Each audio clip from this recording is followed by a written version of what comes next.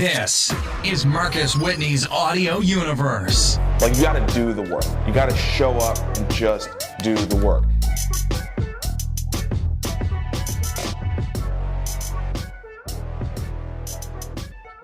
What's up?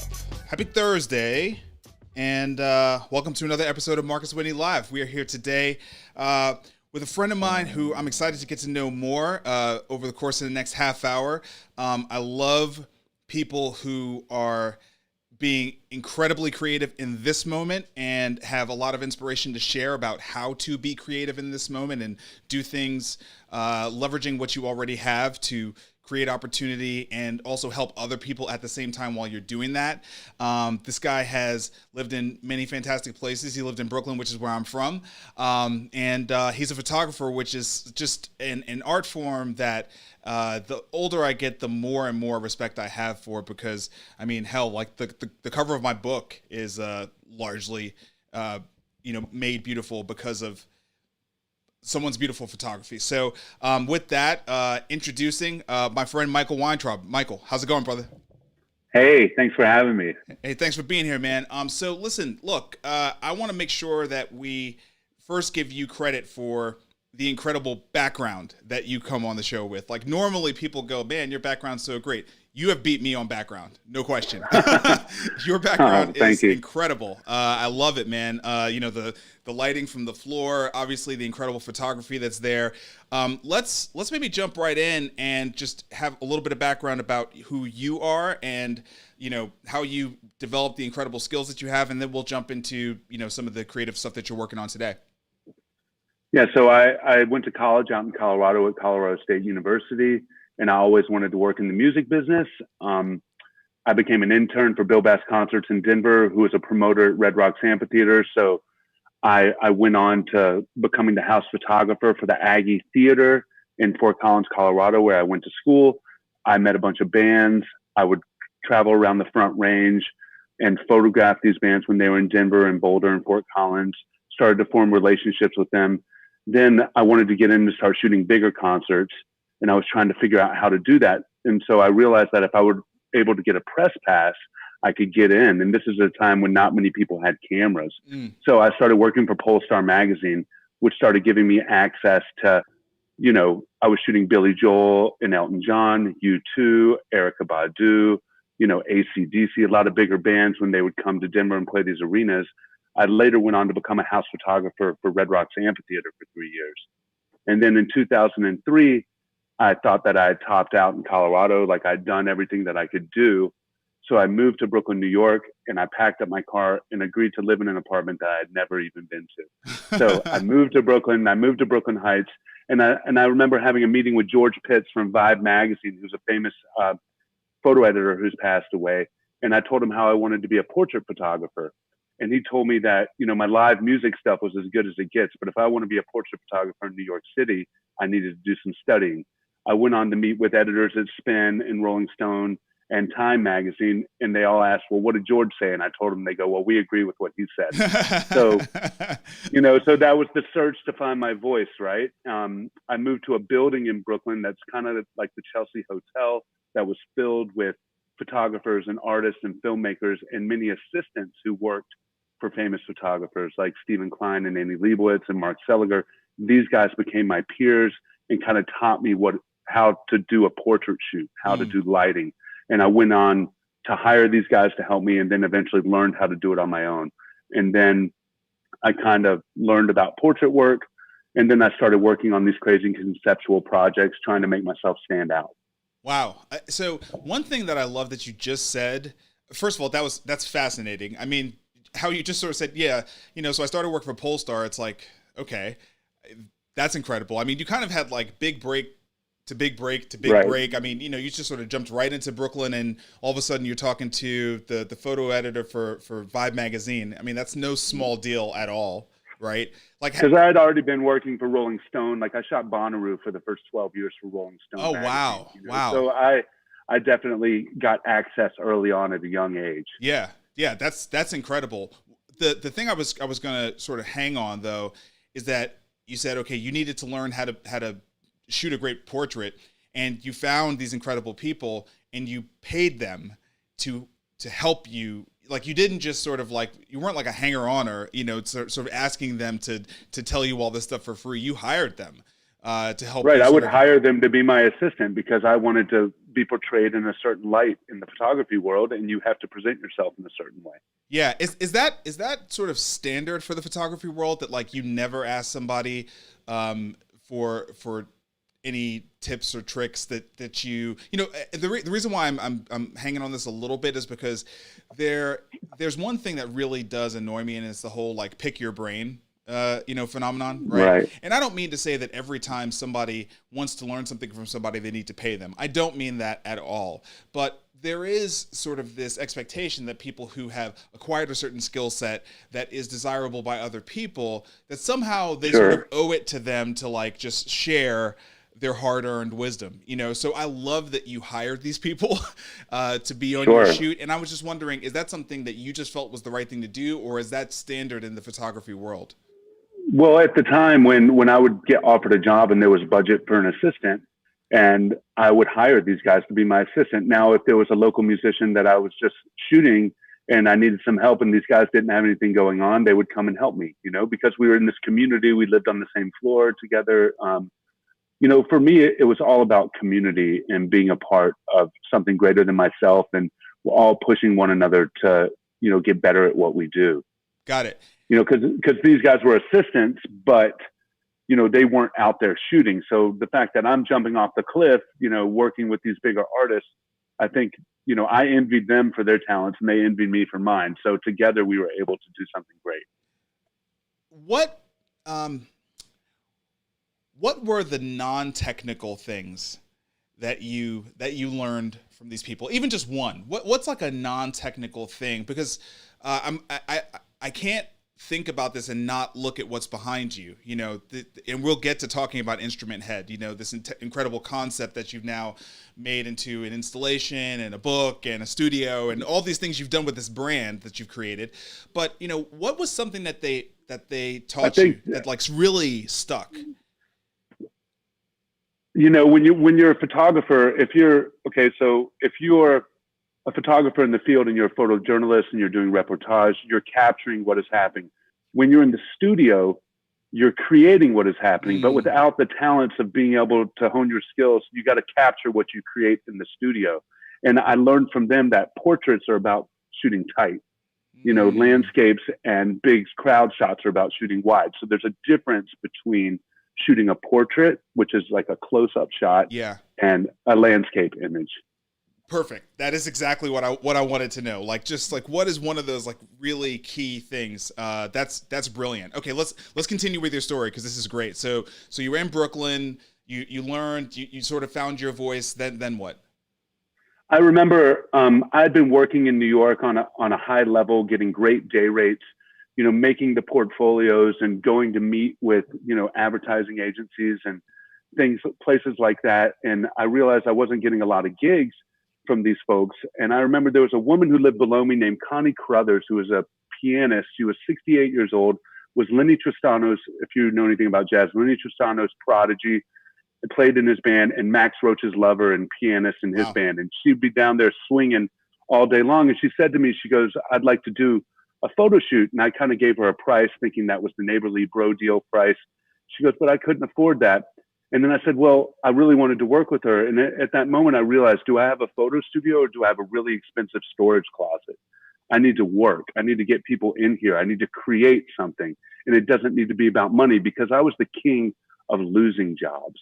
Wow. I would almost get every job, and then I would come in at the price because I'm trying to compete with Danny Clinch and these different famous photographers, because in my mind, in my ego-driven mind, that's where I belonged, you know. But then I realized when you take the money off the table, you can create with people. Like your shirt says, you have to create it. And then once you've created these things, then people are going to hire you. People will never hire you if they don't know what you can do. And because they don't want to lose their job by hiring the wrong person. Right. You know what I mean? Right. So how are you going to prove yourself if you can't get a job? So you have to go out and do it on your own and have your passion and find your voice, you know? Man, there's a lot of wisdom in what you just said. All right, let's keep going, man. I don't want to stop you. This is awesome. Yeah. So what happened next? I mean, a lot of things happened next. I would go every year. I had a job on this thing called the Jam Cruise, and I would photograph this cruise ship that was a music festival on a boat, like an MSC cruise liner that would go to Jamaica and places like that. And then one year I decided I'm going to set up a portrait studio, and I brought a gray cloth, shot portraits of all these musicians, right? And then I realized, well, how are people going to know where the photographs were shot? It could be shot in any studio in any part of the world just because of who they are. So the next year I decided to do a project where I dressed the musicians as crew members or cruisers. So like Carl Denson from the Rolling Stones as a line cook, or Colonel Bruce Hampton, who's a singer, as the bartender, or Les Claypool as a captain, or Toots from Toots and the Maytals lifting weights in the gym. So, you know, it's like photography is about telling stories, whether you're shooting portraits or you're shooting an event. Right. So I would do things like that. And then I was always, this is around 2008, and I was trying to find my next project to work on. And I remember walking into a bookstore in Brooklyn, and I found this book. I walked in and I saw this book called The Disciples, and it had all these logos of all these different bands on it. And I thought, well, that's cool. And I opened up this book, and they were all photographs of people, and they were fans of bands. And when you look at it closely, all of the fans look like the people they were fans of. This is Tori Amos fans. So if you get a good look, they all kind of look like Tori Amos or Dolly Parton fans. So they all kind of look like Dolly Parton. And I thought, that's the coolest thing ever. How could I create a guessing game with the musicians themselves? And I thought to myself, well, since 2000, I'd been photographing musicians with their instruments over their head. Back when I was the house photographer at the Aggie Theater I told you about, I shot a portrait of the Derek Trucks band, and the bass player was late for the photo. And I said, do something crazy, put your bass down your shirt. And he did. And I thought, wow, these guys will do that if I ask them to do it. So that became part of my process. So then fast forward 8 years later, I'm in the bookstore looking at this book, and I thought, well, I have all these photographs of these musicians with their instruments over their heads. I'd morphed into shooting them in the studio. And I thought, well, that's what I want to focus on. Well, how am I going to get them? Well, I had a phone full of numbers of musicians that I never called because I just met them on the road. And then I called them. I said, well, I'd like to shoot a portrait of you. I'm going to give you free promo shots in trade. So I gave them, so I'm going to do normal portraits of you, and then I'm going to give them for you to use for your promotions. And I'm going to do this guitar head photo. And I would say to them, how are we going to tell your story? What is it about you that makes you special? So they'd show up with their clothes, their relics, and their possessions from their life. Now, in the entertainment business, you bring in stylists and makeup artists, and you're creating an illusion. So in many cases, the musicians don't like the way they look in the photos because that's not their style. So for me, the instrument head was a vessel to find my voice as a portrait photographer, because they would come with their clothes and their possessions, and I would shoot these really beautiful portraits of them with their stuff. It became an honest portrait. So that's kind of from 2008 until today, I've been focusing on this instrument head project, and it has evolved in many different ways along the way. Amazing. Is this a good time to talk about the book, or do we want to talk about? Sure. Yeah. Sure. We can talk about the book. Well, I can say in 2012, I walked into a record store in Seattle, and I saw a life-size cutout of Q-Tip with his MPC over his face. Yeah. And it was the cover of his record. You've probably seen that. Well, of course. Little does people know that about 6 months earlier, I met Q-Tip, and I showed him these photographs. And I said, hey, do you want to do one of these? And he kind of brushed me off. Went on to have Danny Clinch shoot this portrait of him, which is amazing, and I love it. And I've spoke to Danny about this. And I thought to myself, I really need to get my work out, because at this point, the only people who'd seen my instrument head portraits were the musicians and the managers. I didn't have anything online. I was afraid to show it, afraid of people of stealing my work. So another thing happened where someone emailed me that said, great shot in Mojo magazine. And it was a photograph of a guy named Dan Deacon, shot on gray with his instrument. And I'm calling my lawyer, cease and desist. And then I thought, I need to have an exhibit, and I need to have it now. And New Orleans is the place to do this, because I've been going there for 20 years. To make a long story short, I met a guy who knew a guy who had a space, and I flew down to New Orleans the third week in March, and I walked into a 50,000 square foot warehouse on Frenchman Street, and the guy says, "I'm going to give you the warehouse to show your work."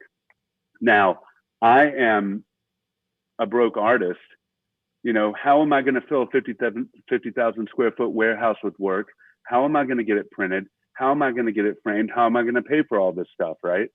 And I'm like, what am I going to do? Well, a year earlier, I had been a part of a program called Rock Your Palette in Chicago. That was a MasterCard priceless event that they wanted to fuse music, art, and food in Chicago. Now, I'd been traveling around the country shooting these portraits, using music venues as my studios because they were big open rooms that were empty during the day. So I'd spent some time in Chicago and had all these portraits. So we did this event where we had normal portraits on one wall, 3 foot by 4 foot, and the instrument heads on the other, like the ones you see behind me. Yep. And I called the printer who had given us the photos for free in exchange for a media buy on Thrillist.com. And I said, "I don't know if you remember me, but I have the opportunity to do this exhibit. You printed these photos for me, and I really need to print some work." And he goes, "I not only remember you, but I created a product line based off of what we did for you." So I told him what happened. He decided to jump off the cliff with me, and he printed 75 4-foot tall photographs for me. Get out of here. And I had a friend who lent me the money to buy all the frames. And, you know, 36 hours before the show was to open, we were putting all the hardware on the back of the frames, and we had these drywall walls that were built, and we were placing them up against the wall, you know, but these are 20-pound pieces of glass.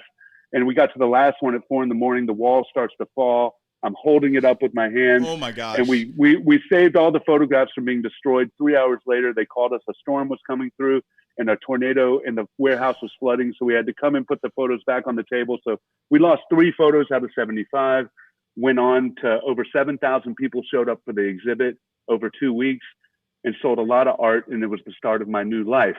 Now I've done the exhibit. I've created this kind of thing. Everyone says you have to have the book before you have the exhibit. I did the exact opposite. And I started meeting with publishers. So I had a friend who was an editor at HarperCollins, and I had a friend at Simon & Schuster.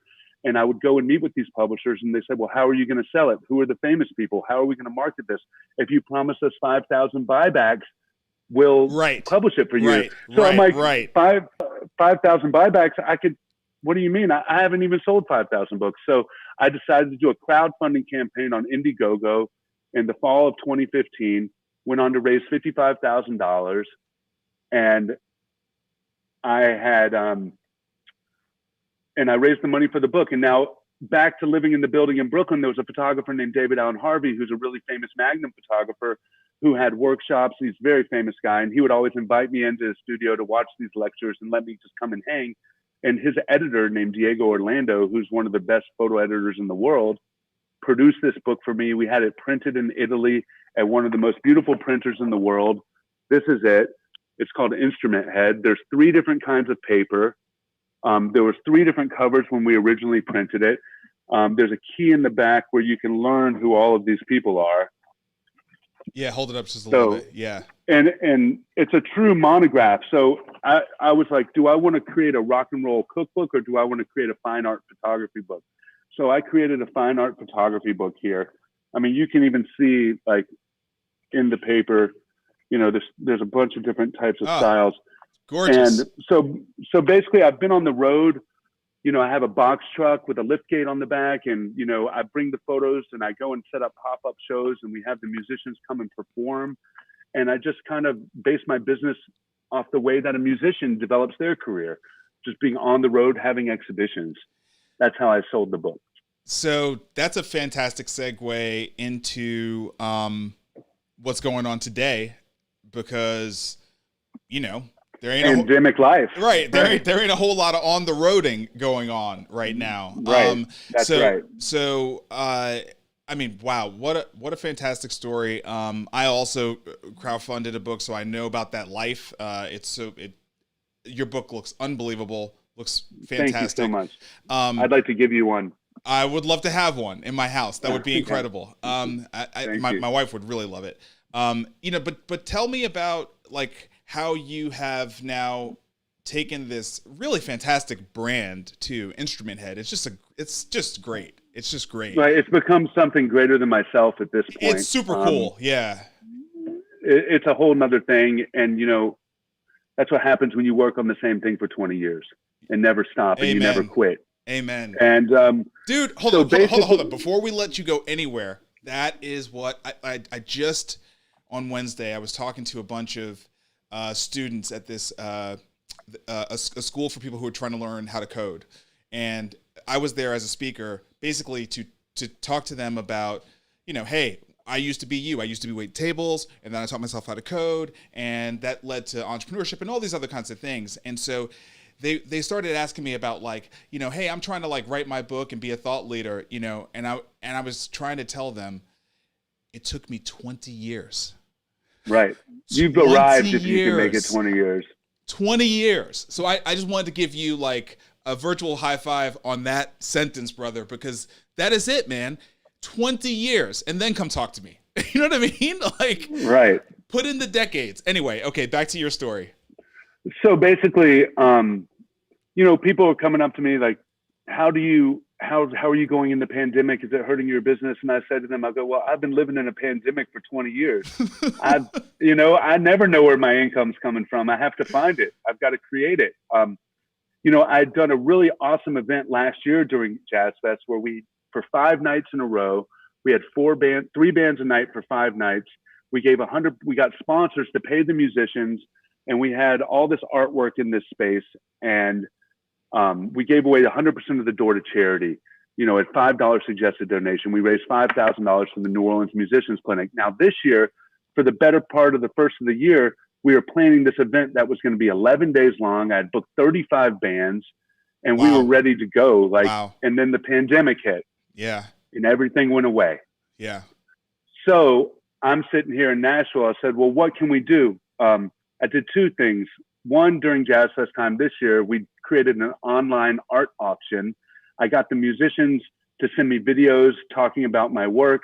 I split the money with the New Orleans Musicians Clinic and the musicians in the photographs. So I was able to raise $9,000 for the musicians and the clinic, and some money for myself. So I still raised the same amount of money, if not more, than we did last year at the event. Now, I've been having concerts in my studio, like you came to one in Americana a couple of years ago. It was a cool hang. Yeah. And now, and right in March, at the end of February, right when the pandemic was hitting, we filmed 3 concerts as proof of concept, and we created this idea for something called Instrument Head Live. And that's, over the last 3 months, we've been creating this new business. I'm forming an LLC with a few of my friends. I have one friend who is an audio engineer who has all the gear. His name is Greg Burns. He lives here in Nashville. He brought a light truss in, all the monitor sound, and a broadcast trailer out the back door. I've got these other friends who are Keith Urban's video crew guys, who were my neighbors who lived across the street, who we just hung and we never worked together. And I posted a photo of the studio, and he said, well, what are you doing there? And he came over. And I have another friend, Damien, who owns the Jack Prince company, who's creating the graphics. So now we've created a virtual venue here in Nashville, in our studio, and we've created this company called Instrument Head Live. We've already filmed 1 pre-tape with Jeff Coffin from the Dave Matthews Band, the trumpet player from Trey Anastasio's band from Fish, the drummer from Humphreys McGee, with Robin Ford on guitar, who's kind of a guitar god. So now we're doing pay-per-view concerts with bands where I'm going to shoot portraits where the photographs will be behind them. Their fans will have the opportunity to buy these photographs, and the musician is going to get a piece of the sale of these photographs, as well as like Nashville Music Cares. So we've all teamed up to bring our knowledge to the table and do what we can do. Like, people tell me, are you going to shoot the video? You have to learn editing. I go, I don't want to learn that stuff. I want to bring in someone who's been doing it for 20 years, who's really great at it. So we want to surround ourselves with people who are really great at what they do. And I'm thankful to have a community of people that have stepped up to the plate. And now all the musicians that I know are just hanging out in town with nothing to do, who have a lot of fans who want to see a quality stream that's better than an iPhone. Yeah. You know? Yeah. So yeah. we've come up with a way to do that. And I'm really excited about this. That's brilliant, man. That's brilliant. I love everything about this. I love that you were able to move so quickly from losing, an opportunity that was fantastic just because it was not allowable during the pandemic, to starting an entirely new LLC and, leveraging the thing that everyone can do right now, which is broadcast online and you can create pay-per-views. I mean, like that's like the wonder of this moment. I try to frame this for people all the time. Just imagine if we had this pandemic before we had the internet, and like, forget about before we had the internet, but before we had this kind of internet, like an iPhone, broadband, you and I can do a show in the middle of the day kind of internet. You know what I mean? Like, amazing. Dude, I know it's bad. It sucks. It does. But like, we have so many tools. We have so many tools. And if you can focus your energy on how can I be productive? How can I be creative? How can I collaborate? How can I create value for other people? You can do what you did, which is create a whole new expansion for your existing brand. It's now a new LLC. This thing, even after the pandemic, will live on. It will continue to have value, even when we're able to go back into live events and stuff like that. It's just like, this is the story. This is the energy we need people to get right now, man. Well, it's lessons in attachment. And it's like, we worked so hard to create these events. I've worked so hard on so many things that just went away. I've had corporate clients, in 2008, I was flown around the world to shoot jazz festivals, and then the sponsor went away. So the job went away. And then I want to be there so bad. And I thought to myself, well, I'll just call them and tell them I'll come do it. But you can't do that. You have to just move on. So you have to be able to pivot, which we've done here.